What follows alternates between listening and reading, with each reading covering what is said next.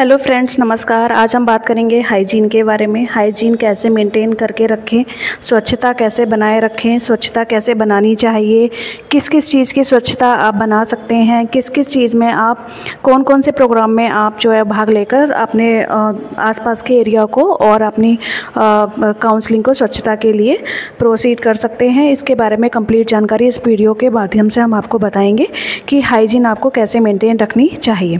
शुरू करते हैं टॉपिक। पहले हम इंट्रोडक्शन से बात करेंगे। इंट्रोडक्शन की जब बात करेंगे, परिचय, तो hygiene practice to maintain health and prevent disease. Hygiene क्या करता है? स्वास्थ्य को बनाए रखने और रोगी की रोकथाम के लिए अपनाई जाने वाली आदतों को हम हाइजीन कहते हैं। जिससे कि आपकी साफ़ सफाई बनी रहे, आप स्वच्छ रहें, आपका मन खुश रहे। जितने ज़्यादा साफ़ सफाई में आप रहेंगे, जितनी स्वच्छता के साथ आप रहेंगे, आप उतने ही हेल्दी फील करेंगे, उतना ही बीमारियों से मुक्त अपने आप को फील करेंगे। इसलिए स्वच्छता जो है वो हेल्थ डिपार्टमेंट के लिए बहुत ही ज़्यादा इम्पोर्टेंट पार्ट होता है। इंडिविजुअल पर्पस से भी इम्पोर्टेंट होता है, फैमिली पर्पस से भी इम्पोर्टेंट होता है और कम्युनिटी पर्पस से भी बहुत ज़्यादा इम्पोर्टेंट पार्ट होता है। अगर इंडिविजुअल की बात करें तो आप अपने आप की स्वच्छता रख सकते हैं, अपनी ओरल केयर अच्छे से कर सकते हैं, अपने हेयर केयर अच्छे से कर सकते हैं। इसके साथ ही आप अच्छा भोजन खा सकते हैं, आप एक्सरसाइज कर सकते हैं, योगा कर सकते हैं, आप स्ट्रेस को कम कर सकते हैं, प्रॉपर नींद ले सकते हैं, अपने आसपास की चीज़ों को साफ रखें, है ना। अपने आसपास की चीज़ों को साफ सफाई रखें, अच्छा खाना खाएं, साफ़ सुथरा खाना खाएं, अच्छे इन्वायरमेंट में रहें। ये सारी चीज़ें आप इंडिविजुअली आराम से कर सकते हैं। इसके बाद फैमिली की बात करेंगे अगर हम, तो फैमिली को आप अच्छा इन्वायरमेंट दे सकते हैं, खुशनुमा माहौल दे सकते हैं, आप उनको साफ़ सफाई के बारे में बता सकते हैं, आप उनको एजुकेशन दे सकते हैं। अगर उनके पास एजुकेशन होगी तो उनको अच्छे से पता होगा साफ़ सफाई का क्या महत्व होता है और किस तरीके से साफ़ सफाई करना चाहिए। तो इसमें आप अपनी फैमिली की भी हेल्प कर सकते हैं, साथ ही आप अपनी कम्युनिटी की भी हेल्प कर सकते हैं। अगर आप कम्युनिटी में अच्छी शिक्षा देंगे और साफ़ सफाई के बारे में बताएंगे तो आसपास बीमारियाँ कम होंगी, मच्छर कम पैदा होंगे, कीड़े मकोड़े कम पैदा होंगे। लोगों को पता होगा हाइजीन का क्या मतलब होता है, लोगों को ये पता होगा, कम्युनिटी को ये पता होगा कि हाइजीन क्यों ज़रूरी है। इसके बारे में सबको पता होगा। बात करते हैं डेफिनेशन की। अगर हम इसकी डेफिनेशन की बात करें, परिभाषा की, तो स्वच्छता का अर्थ होता है ऐसी आदतें और प्रथाएं जो व्यक्ति के स्वास्थ्य को बनाए रखने और रोगों को फैलाने से रोकने में मदद करती है। अगर हम इसे इजी भाषा में बोलें तो स्वच्छता स्वास्थ्य रक्षा की कुंजी होती है। मतलब एक अच्छी आदतें बनाए रखना और उनको प्रैक्टिस में रखना, मतलब उनको सस्टेन रखना और साफ़ सफाई अपने आसपास बनाकर रखना, साफ़ सफाई से खाना, साफ़ सफाई से रहना, अपने आसपास सफाई रखना, ये एक अच्छी आदतों में आता है और इससे बीमारियां कम होती हैं। अगर आप स्वच्छ रहेंगे, साफ़ रहेंगे तो आपको कम से कम बीमारियां लगने के चांसेस होंगे। इसलिए स्वच्छ रहना, हाइजीन मेंटेन रखना बहुत ही ज़्यादा ज़रूरी होता है। स्वच्छ रहने से ही आप अपने घर की और अपनी आधी से ज़्यादा बीमारियों को ख़त्म कर सकते हैं। अब बात करते हैं इम्पोर्टेंट ऑफ हाइजीन की। अगर हम हाइजीन को इम्पोर्टेंट की बात करें तो prevents infection and communicable diseases. ये क्या करेगा? हमारे संक्रामक जो रोग होते हैं, जो एक दूसरे के साथ बैठने से, एक दूसरे के हाथ मिलाने से, एक दूसरे के साथ रहने से, दूरी को मेंटेन नहीं करने से जो फैलते हैं कम्युनिकेबल डिजीजेस, उनसे आपको जो है वो कमी आपको दिखाई देगी। अगर आप स्वच्छ रहते हैं, साफ़ सफाई से कोई भी काम करते हैं, साफ़ सफाई अपनी रखते हैं, तो आपको जितने भी संक्रामक रोग हैं उन सबसे निजात मिल सकती है या उनके संख्या में कमी आ सकती है। इसके साथ ही इम्प्रूव क्वालिटी ऑफ लाइफ, जीवन की जो गुणवत्ता है वो बढ़ सकती है। आप अच्छे लगेंगे, अच्छे रहेंगे, साफ़ सुथरे रहेंगे, आपको लोग पसंद करेंगे, आप लोगों के साथ में अच्छे से बिहेव करेंगे, तो उससे आपकी गुणवत्ता जो है वो बढ़ेगी, आपकी पॉपुलैरिटी बढ़ेगी, लोग आपको पसंद करेंगे, आपकी साफ़ सफाई को आप वो ऑब्जर्व करेंगे और आपकी पर्सनैलिटी उससे डेवलप होगी, आपको वो सेल्फ इम्प्रूव में भी हेल्प करेगा। इसके साथ ही देखिए, protects mental and child health, माँ और बच्चे का स्वास्थ्य सुरक्षित करता है। आपको माँ और बच्चे दोनों को सुरक्षित रखने के लिए उसको हेल्दी खाना देना है, अच्छा व्यायाम देना है, प्रॉपर रेस्ट देना है, उसे किसी भी प्रकार के मानसिक हानि ना हो, इस चीज़ का ध्यान रखना है। उससे भी उसकी तबीयत बहुत ज़्यादा अच्छी रहेगी, उसकी हेल्थ अच्छी रहेगी तो वो एक हेल्दी बेबी को जन्म दे पाएगी और वो बेबी भी हेल्दी रहेगा और माँ की मानसिक स्थिति भी सही रहेगी। इसलिए ये आपको मैटरनल और चाइल्ड हेल्थ में भी हेल्प करती है। साथ ही रिड्यूस मॉर्बिडिटी और मॉर्टेलिटी, बीमारियों और मृत्यु दर को भी घटाती है। तो जो स्वच्छता होती है वो जितने भी आपके MMR और IMR होते हैं, मतलब जन्म के बाद जो मृत्यु हो जाती है माँ और बच्चे की, उसमें भी हेल्प करेगी, क्योंकि वो साफ़ रहेगा, स्वच्छ रहेगा, तो उसको उतने ही ज़्यादा इन्फेक्शन जो है वो कम लगेंगे, और इन्फेक्शन कम लगने की वजह से वो एक हेल्दी बेबी को जन्म दे पाएगी, और उसके डेथ होने के चांसेस, उसके इन्फेक्शन लगने के चांसेस उतने ही ज़्यादा कम होंगे, जिसकी वजह से IMR और MMR में भी गिरावट आएगी। अब बात करते हैं टाइप ऑफ हाइजीन की। कितने टाइप के हाइजीन आपके होते हैं? देखिए, पर्सनल हाइजीन होती है, इन्वायरमेंटल हाइजीन होती है। पर्सनल हाइजीन को हम व्यक्तिगत स्वच्छता कहते हैं। इन्वायरमेंटल हाइजीन होती है, इसे हम पर्यावरणीय स्वच्छता कहते हैं। फूड हाइजीन होती है, इसे हम भोजन स्वच्छता कहते हैं। साथ ही कम्युनिटी हाइजीन होती है, जिसे हम सामुदायिक स्वच्छता कहते हैं। और ऑक्यूपेशनल हाइजीन होती है, जिसे हम व्यावसायिक स्वच्छता कहते हैं। एक एक करके हम डिस्कस करते हैं। अगर हम बात करें पर्सनल हाइजीन की, तो आपको अपने आप की साफ़ सफाई रखनी है, जिससे लोग आपसे कनेक्ट करें और लोगों को आपसे मिलना अच्छा लगे, आपसे बात करना अच्छा लगे, और आप जो समाज है उसमें एक अच्छा मैसेज बने, अच्छा मैसेज दें समाज को, इसमें ये आपको हेल्प करेगा। साथ ही आपकी हेल्थ भी अच्छी रहेगी जब आप अच्छे लोगों से मिलेंगे, अच्छा साफ़ सफाई रखेंगे और अच्छे लोगों से मिलेंगे और साफ़ सफाई के बारे में सबको बताएंगे, तो ये आपकी पर्सनल हाइजीन को मेंटेन रखेगा और आपकी पर्सनैलिटी को इम्प्रूव करेगा। यहीं अगर हम बात करें इन्वायरमेंटल हाइजीन की, तो पर्यावरणीय हाइजीन भी बहुत अच्छा एक टॉपिक है, क्योंकि एपिडर्मियोलॉजी जो होती है वो पर्यावरण पर डिपेंड होती है। अगर आपके पर्यावरण में बहुत ज़्यादा बारिश होने की वजह से, या जगह जगह पानी भरने की वजह से, या गंदगी होने की वजह से जो बीमारियां होती हैं, वो आपके पर्यावरण की वजह से बहुत सारी बीमारियां पैदा होती हैं, जिसमें आप पर्यावरण हाइजीन को काउंसलिंग करके या उसके बारे में लोगों को जानकारी देके, कम्युनिटी को उसके बारे में अवेयर करके इस चीज़ को ओवरकम कर सकते हैं। इन्वायरमेंटल हाइजीन भी उतनी ही ज़्यादा ज़रूरी है जितना कि आपकी पर्सनल हाइजीन होती है। इसके बाद हम बात करेंगे फूड हाइजीन की। भोजन की स्वच्छता बनाना, ये भी आपका बहुत इंपॉर्टेंट पॉइंट है, क्योंकि अगर आप अच्छा और साफ़ सुथरा और इन्फेक्शन फ्री खाना नहीं खाएंगे, तो आपकी इंटरनल बॉडी जो है वो सिस्टम जो है वो सही नहीं रहेगा और वो आपकी बॉडी को सपोर्ट नहीं कर पाएगा। तो इसके लिए आपको हेल्दी, साफ़ सुथरा और इन्फेक्शन फ्री खाना भी खाना उतना ही ज़रूरी है। ये बात भी आपको कम्युनिटी में जाके बतानी होगी। इसके बाद देखिए, बात करेंगे कम्युनिटी हाइजीन की, सामुदायिक स्वच्छता। तो कम्युनिटी की हाइजीन की जब हम बात करेंगे, तो कम्युनिटी में आपको बताना है साफ़ सफाई कैसे रखना है, अपने आसपास किस तरीके की सफाई करें, चीज़ों का छिड़काव करते रहें, जो कीटनाशक दवाइयाँ आती हैं, जो केमिकल्स आते हैं, उनका छिड़काव करते रहें, जिससे कि उनके आसपास में किसी भी प्रकार की गंदगी इकट्ठी ना हो, किसी भी प्रकार की गंदगी जमा ना हो और बीमारियों से बच सकें। और इस चीज़ के बारे में आपको कम्युनिटी में भी बताना है। इसके साथ बात करेंगे ऑक्यूपेशनल हाइजीन की, व्यावसायिक स्वच्छता। तो आपको अपने व्यवसाय में भी स्वच्छता को मेंटेन करके रखना है। इसके लिए आप कर सकते हैं कि जो भी चीज़, इसके लिए आप कर सकते हैं कि आप कुछ भी अपने ड्यूटी के टाइम पे, अपनी जॉब के टाइम पे, अपने ऑक्यूपेशन के टाइम पे अगर यूज कर रहे हैं और उनसे किसी को, कम्युनिटी को हार्म होने का डर है या खतरा है, तो उस चीज़ का निष्कासन आप बहुत अच्छे से करें। जैसे कि अगर आप एक एएनएम की बात ले लें, तो वो एक इंजेक्शन लगाती है और वो सामने वाला व्यक्ति जो इन्फेक्टेड हो सकता है, तो सामने वाला व्यक्ति इन्फेक्टेड हो सकता है। उसके लिए आप, अगर आपने किसी को इंजेक्शन लगाया है, तो आप उस सिरिंज को प्रॉपर डिस्कार्ड करें। जहाँ पे आपको इंसिनरेशन करना है, वो निडल को आपको हब कटर में काटना है, फिर बची हुई जो सिरिंज है उसे आपको रेड बिन में फेंकना है। आपको प्रॉपर उसका सेग्रीगेशन करना चाहिए, क्योंकि वो चीज़ किसी कम्युनिटी में दूसरे पर्सन को ना टच हो और उसको उस टाइप का इन्फेक्शन ना हो। साथ ही अपनी चीज़ों को मेंटेन रखना है, एक्सपायरी को चेक करते रहना है, सारी चीज़ें व्यवस्थित रखना है, नहीं रखना है। और अगर आप कोई इंस्ट्रूमेंट डिलीवरी के लिए, यदि आप कोई भी इंस्ट्रूमेंट अगर कहीं पर यूज कर रहे हैं किसी वुंड की क्लीननेस करने के लिए, डिलीवरी कराने के लिए, अदर किसी प्रोसीजर के लिए, तो उसको प्रॉपर तरीके से आप ब्लीच पाउडर में डुबो के रखें। उसके बाद उसको रनिंग वाटर में वॉश करें। उसके बाद उसको आपको जो है वो बॉयल वाटर में उसको 10 से 20 मिनट के लिए उबालना है। उसके बाद उसको आपको क्लीन करना है ब्रश की हेल्प से, और आपको ऑटोक्लेव करना है। तो आपको प्रॉपर उसका सफाई करना है। अब बात करेंगे हेयर हाइजीन की। तो बाल धोना जो होता है, हफ्ते में कम से कम 2 से 3 बार आपको शैम्पू या साबुन के साथ में, जो भी आप अप्लाई करते हैं उसके साथ में बालों को धोना चाहिए। ये आपके हेयर हाइजीन में आता है। फिर उसके बाद आपको ऑयलिंग करनी है, तेल लगाना है। बालों में नियमित रूप से तेल लगाएं ताकि ड्राइनेस ना हो, कोई भी प्रकार की बीमारी वहाँ पे ना हो। तो आपको ऑयलिंग भी वहाँ पे प्रॉपर तरीके से करना है। तो हेयर हाइजीन भी आपकी बहुत ज़्यादा ज़रूरी है, क्योंकि बालों से भी आपके बहुत ज़्यादा इन्फेक्शन होने के चांसेस होते हैं। और आपको बालों को हमेशा कोई भी प्रोसीजर करने के टाइम पे, कोई भी मेडिकल प्रोसीजर करने के टाइम पे हेयर को टाई करके रखना है, उनको बांध के रखना है, या खाना बनाने के टाइम पे भी आपको उनको बांध के रखना है, जिससे कि आपके बाल खाने में या प्रोसीजर के टाइम पे किसी भी प्रकार के इन्फेक्शन का स्रोत ना बन जाए। इसके बाद आपको प्रॉपर कंघी करना है, जिसको कॉम्बिंग कहते हैं। साफ़ कंघी का प्रयोग करें, दूसरों की कंघी का इस्तेमाल ना करें। ये आपको इंश्योर करना है कि आपके पास अपनी पर्सनल कंघी हो और उसी को आप यूज करें, और वो कंघी साफ़ हो, उसमें कोई भी प्रकार का इन्फेक्शन ना लगा हुआ हो।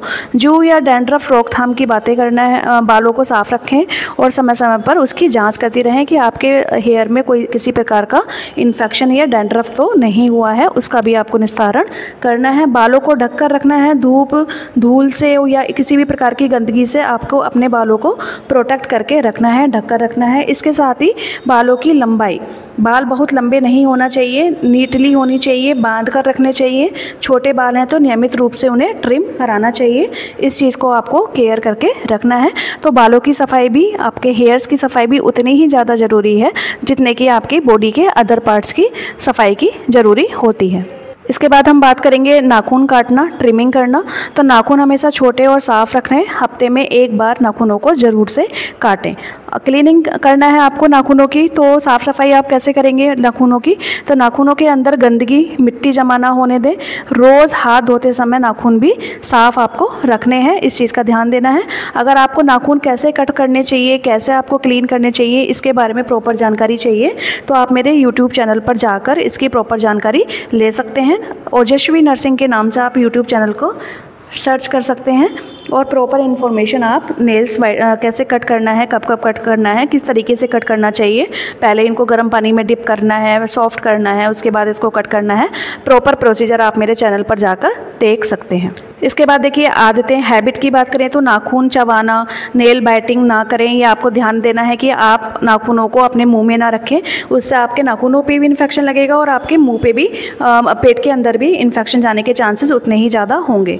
नाखूनों को शार्प या पॉइंटेड ना रखें, किसी को चोट लगने का खतरा हो, आपको खुद को इंजर्ड होने का खतरा हो, इसलिए आपको नाखूनों में सेप बना के, नेल्स में सेप बना के नहीं रखना है। ये आदत आपको नहीं रखनी है। काम के समय पे, वाइल वर्किंग, जब आप काम करते हैं तो खाना बनाते समय, रोगी की देखभाल करते समय या बच्चों को छूते समय नाखून छोटे होने चाहिए। इस टाइम पे आपको नाखूनों को बिल्कुल भी बड़े नहीं रखना है। हेल्थ डिपार्टमेंट में जब आप काम करते हैं, हेल्थ सेक्टर में जब आप काम करते हैं, हेल्थ सेक्टर में कभी भी नाखूनों को ग्रो करके आपको नहीं रखना है, हमेशा उन्हें ट्रिम करके आपको रखना होगा। इसके साथ ही बात करेंगे हम ओरल केयर की। जब हम ओरल केयर की बात करते हैं तो ब्रश करना, दिन में कम से कम 2 बार सुबह और रात को ब्रश करना चाहिए। यह आपको डेली अपनी आदतों में शामिल करना चाहिए। सॉफ्ट टूथ ब्रश लेना है। फ्लोराइड टूथपेस्ट का प्रयोग आपको करना है, जिसमें केमिकल नहीं होते हैं। केमिकल फ्री टूथपेस्ट का आपको यूज़ करना है और आप ब्रश करते समय उसकी जाँच कर लें, क्योंकि आपके जो ब्रश हैं वो मोस्टली 3 टाइप के आते हैं। एक सॉफ्ट आता है, एक सेमी सॉफ्ट आता है और एक सॉलिड आता है। तो आपको बीच वाला आपको यूज़ करना है, जो कि आपको बहुत ज़्यादा दांतों पे प्रेशर नहीं बनाएगा और आपको हार्म नहीं करेगा। इसके बाद कुल्ला करना है, रिंजिंग। हर भोजन के बाद साफ पानी से कुल्ला करें। मीठा या स्टिकी फूड खाने के बाद अच्छी तरह से जो है वो कुल्ला आपको वहाँ पे करना है, रिंज आपको करना है। इस बात का आपको अच्छे से ध्यान रखना है कि आप कोई भी मीठी चीज़ या कोई ऐसी चीज़ खा रहे हैं जिनका दांतों में लगने का या दांतों में चिपकने का ज़्यादा चांसेस है, तो उसके लिए आपको तुरंत जाके कुल्ला करना है अच्छे से, और आप ब्रश भी कर सकते हैं इस टाइम पे। इसके बाद देखिए जीभ की सफाई करनी है। ओरल केयर में आपके जीभ की सफाई भी आएगी। टंग क्लीनिंग, तो टंग क्लीन या ब्रश से जीभ साफ़ कर सकते हैं। एक टंग क्लीनर आता है, उससे आप अपनी जीभ को भी साफ़ कर सकते हैं। जीभ को भी आपको प्रॉपर साफ़ करके रखना है।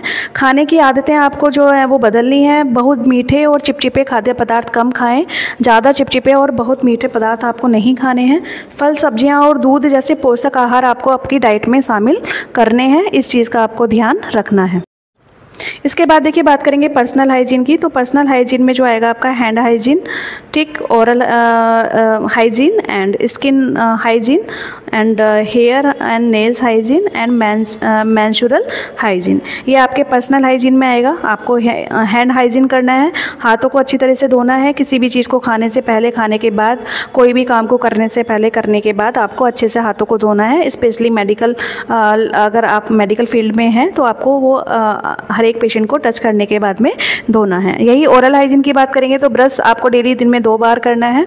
स्किन हाइजीन की बात करेंगे तो डेली आपको नहाना है, ठीक है। आपको अच्छे टेम्परेचर वाले पानी से डेली आपको दिन में 1 बार तो नहाना ही है।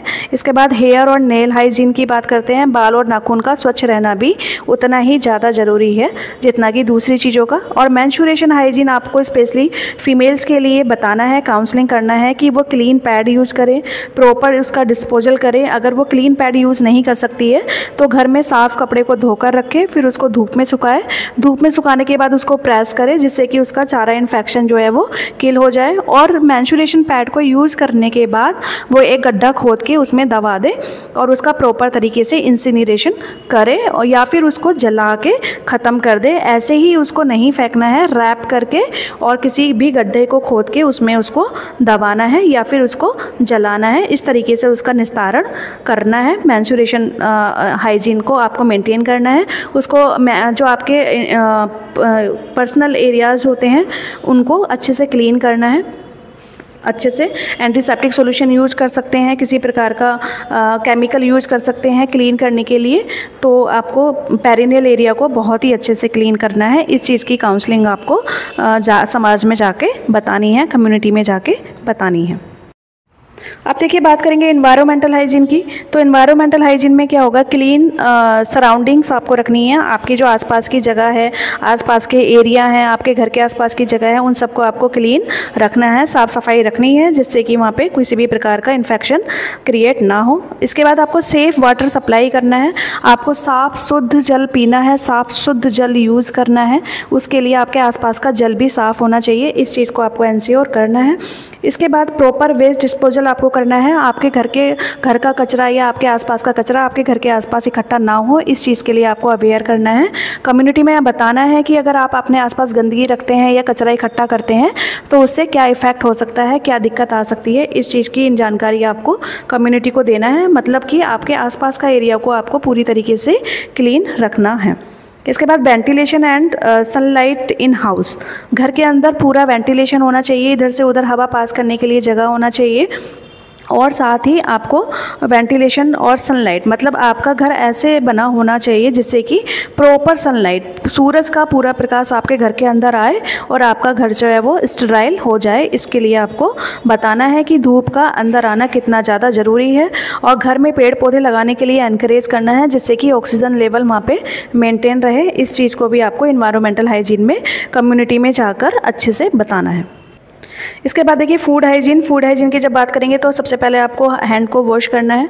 वॉश फ्रूट एंड वेजिटेबल्स, सबसे पहले आपको हाथों को और सब्जियों को धोना है। कुक फूड प्रॉपर्ली, भोजन को अच्छी तरीके से पकाना है, कच्चा पक्का नहीं पकाना है, बहुत ही अच्छी उसकी कंसिस्टेंसी होनी चाहिए पकाने के टाइम पे। Store in A covered vessels, इनको खुला भोजन नहीं रखना है, हमेशा उसको कवर करके रखना है। खुला भोजन रखेंगे तो उस पर मक्खी और मच्छर बैठ सकते हैं जिससे कि भोजन दूषित हो सकता है। इस चीज़ का आपको ध्यान रखना है। अवॉइड स्टेट फूड, जो बासी भोजन होता है उससे आपको बचना है। स्टेल फूड आपको नहीं इनहेल करना है।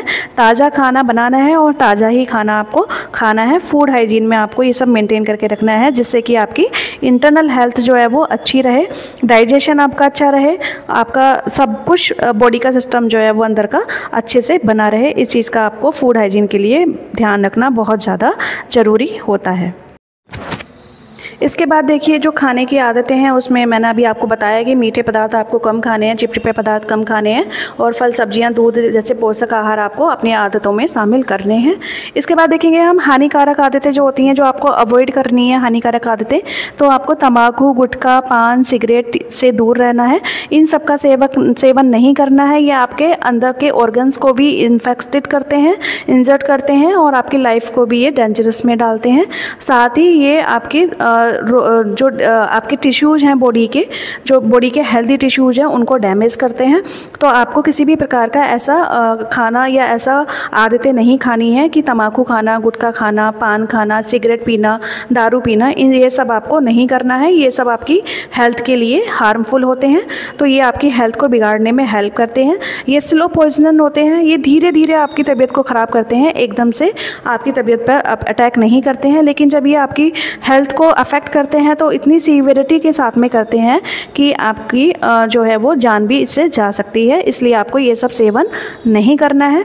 साथ ही नियमित जांच आपको करनी है, डेंटल चेकअप आपको कराना है। हर 6 महीने में आपको चिकित्सक के पास जाके अपने दांतों का चेकअप कराना चाहिए, इस चीज़ का आपको ध्यान रखना है। ठीक है, तो ओरल केयर उतना ही ज़्यादा ज़रूरी है जितना कि आपके बाकी अंगों की केयर है। ओरल केयर आपको बहुत ही ज़्यादा ध्यान से करना है। किसी दूसरे का ब्रश यूज़ नहीं करना है। अगर घर में कोई भी किसी को किसी भी प्रकार का ओरल का इन्फेक्शन है तो अपना ब्रश उससे सेपरेट करके रखना है। ट्राई करिए वैसे भी आप अपना ब्रश सेपरेट करके सेपरेट जगह पर ही रखें, इस चीज़ का आपको ध्यान देना है। उसको अच्छे से साफ़ करना है, जब आप पेस्ट करने जाएं तभी भी उसको साफ़ करना है, और जब आप पेस्ट कर लें उसके बाद भी आपको ब्रश को साफ़ करके रखना है। साथ ही आपको टंग को भी अच्छे से क्लीन करना है। इसके बाद देखिए बात करेंगे ऑक्यूपेशनल हाइजीन की। तो जब हम ऑक्यूपेशनल हाइजीन की बात करते हैं तो सुरक्षित कार्यस्थल होना चाहिए, सेफ वर्क प्लेस आपका होना चाहिए, वहाँ पे आपको काम करने से डर नहीं लगना चाहिए। सबसे पहले आपको ये इंश्योर करना है। सुरक्षा साधन का प्रयोग करना है, जैसे मास्क, ग्लव्स और आपके जितने भी पीपीई इक्विपमेंट होते हैं वो सब आप यूज कर सकते हैं। एप्रिन वगैरह आप अच्छे से उसको कैरी करिए और उसके साथ में ही किसी भी मरीज़ का इलाज करिए, उससे मरीज़ को भी इन्फेक्शन नहीं लगेगा और आपको भी इन्फेक्शन नहीं लगेगा। उचित विश्राम और सही कार्य मुद्रा के बारे में उनको बताना है, किस तरीके से वो विश्राम करेंगे, प्रॉपर रेस्ट लेंगे और अच्छे से नींद लेंगे और अपने कार्य को अच्छे से करेंगे। तनाव प्रबंधन आपको बताना है, उनको साइकोलॉजिकल सपोर्ट देना है, किसी भी प्रकार का तनाव ना लेने के लिए बोले और चीज़ों को ईजी करने के लिए आपको बोलना है। ये आपको ऑक्यूपेशन हाइजीन में कम्युनिटी में जाके ऐसे काउंसलिंग करके आपको मैसेज वहाँ पे कन्वे करना है। इसके बाद देखिए बात करेंगे कम्युनिटी हाइजीन की। तो कम्युनिटी हाइजीन में यूज सैनिटरी लैट्रिन्स, शौचालय का प्रयोग करना है। सबसे पहले तो आपको ये बताना है जाके कि इधर उधर शौच ना करें, शौचालय में जाकर ही शौच करें। गवर्नमेंट का यही मैसेज है कि शौचालय में जाकर शौच करें। तो आपको इसके बारे में एनकरेज करना है कि जो वहाँ की कम्युनिटी है वो कम्युनिटी खेतों में जाके या साइलेंट प्लेस पे जाके शौच ना करे, वो खुले में शौच ना करे, उससे बीमारियाँ फैलती हैं। मक्खी और मच्छर जो होते हैं वो गंदी पे फीचर्स पे बैठते हैं, उसके बाद वो घर में गंदगी लेकर आते हैं। तो उसके लिए आपको शौचालय में ही शौच करना है। स्टॉप ओपन डेफिकेशंस, खुले में शौच पर रोक लगाने के लिए आप उनको एनकरेज करें। Control flies and mosquitoes, rodents, मक्खी मच्छर को नियंत्रण करने के लिए छिड़काव करें और पानी को आसपास ना भरने दें जिससे कि वहाँ पे ज़्यादा मक्खी और मच्छर पैदा ना हो। स्वच्छ भारत मिशन सपोर्ट, स्वच्छ भारत मिशन जो गवर्नमेंट की एक योजना है जो प्रधानमंत्री ने हमारे चलाई हुई है, उसमें कम्युनिटी को सपोर्ट करना है, हेल्प करना है, उसको मेंटेन करने के लिए, उसको बनाए रखने के लिए उसमें गवर्नमेंट के साथ मिलकर काम करें, गवर्नमेंट से हेल्प लें। उसके लिए क्या क्या योजनाएं चल रही हैं उसके बारे में जानकारी आपको वहाँ पे देनी है, जिससे कि वो उस चीज़ का फ़ायदा उठा सके कि गवर्नमेंट अपने आसपास की सफाई रखने के लिए और शौच बनवाने के लिए कौन कौन सी योजनाओं के तहत कम्युनिटी को सेवाएं दे रही है। इसके बारे में आप वहाँ पे काउंसलिंग दे सकते हैं, जिससे कि लोग खुले में शौच नहीं करके अपने घर में शौचालय बनवा सकते हैं और खुले में शौच ना करने की वजह से काफ़ी सारी बीमारियों पे कंट्रोल पा सकते हैं। इस चीज़ के बारे में आपको कम्युनिटी में अच्छे से जाके बताना होगा। इसके बाद देखिए बात करेंगे ANM role in hygiene. ANM का क्या रोल होता है हाइजीन के लिए, उसके बारे में बात करेंगे। तो देखिए सबसे पहले तो वो प्रोवाइड हेल्थ एजुकेशन करेगी, भाई लोगों को जागरूक करेगी, लोगों को बताएगी कि भाई साफ़ सफाई रखना क्यों ज़रूरी है। तो ये एनम का कार्य होता है कि वो कम्युनिटी में जाके बताएं कि गवर्नमेंट उनके लिए क्या सेवाएं उपलब्ध करा रही है और साफ़ सफाई रखने से क्या क्या फ़ायदे होते हैं, किन किन बीमारियों से बच सकते हैं, कम्युनिकेबल डिजीज़ क्या क्या होती हैं और संक्रामक रोग कैसे फैलते हैं, उनके फैलने से कौन कौन से सिम्टम आते हैं और इंसान की जान भी जा सकती है। इसके बारे में आपको कम्युनिटी को बताना है।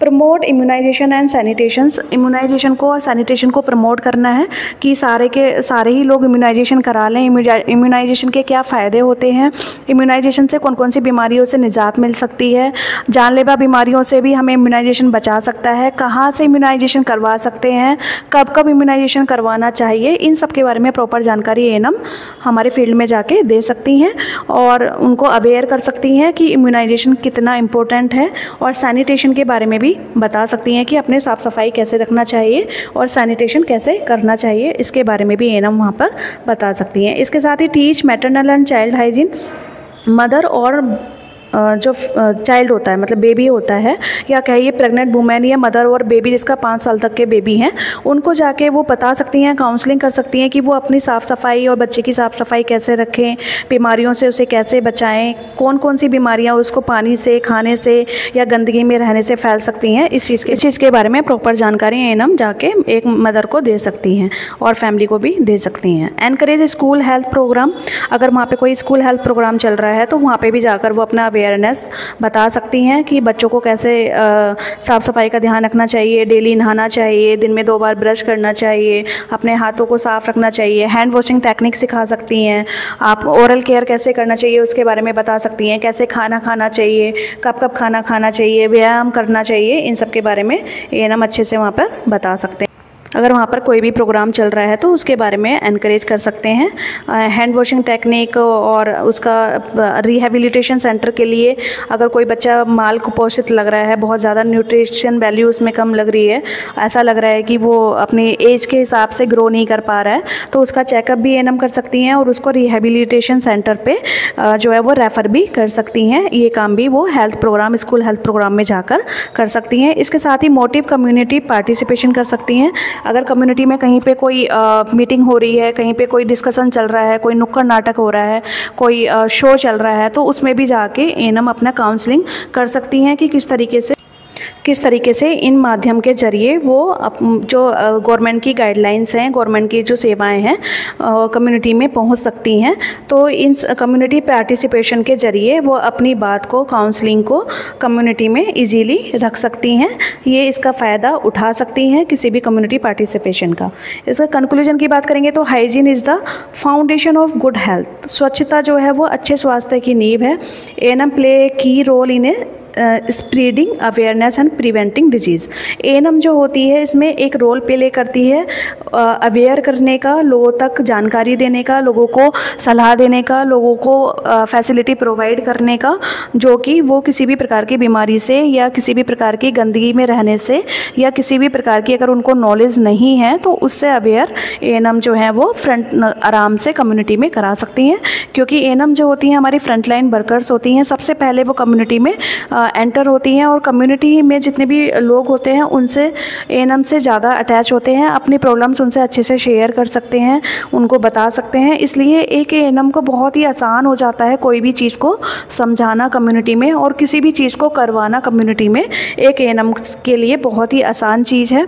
तो एएनएम जो है ये सारी फैसिलिटी, ये सारी अवेयरनेस, ये सारी काउंसलिंग जो है वो कम्युनिटी में जाके अच्छे से और ईजी वे में उनको समझा सकती हैं और उनसे करवा सकती हैं और गवर्नमेंट की हेल्प कर सकती हैं और उन लोगों की भी हेल्प कर सकती हैं। क्योंकि अगर बीमारी नहीं होंगी तो वो लोग भी हेल्दी रहेंगे, स्वच्छ रहेंगे, इसके लिए वो कर सकती हैं। आपको ये जानकारी कैसी लगी प्लीज़ कमेंट करके बताएं। और अधिक जानकारी के लिए हेल्थ केयर कैसे देना चाहिए, फिजिकल असेसमेंट कैसे करना है, हेयर केयर कैसे करना है, नेल केयर कैसे करना है, माउथ केयर कैसे करना है, तो आप मेरे यूट्यूब चैनल पे जाके सर्च कर सकते हैं और वहाँ से और ज़्यादा अवेयर हो सकते हैं इस टॉपिक के रिगार्डिंग। प्लीज़ सपोर्ट करें। Thank you so much.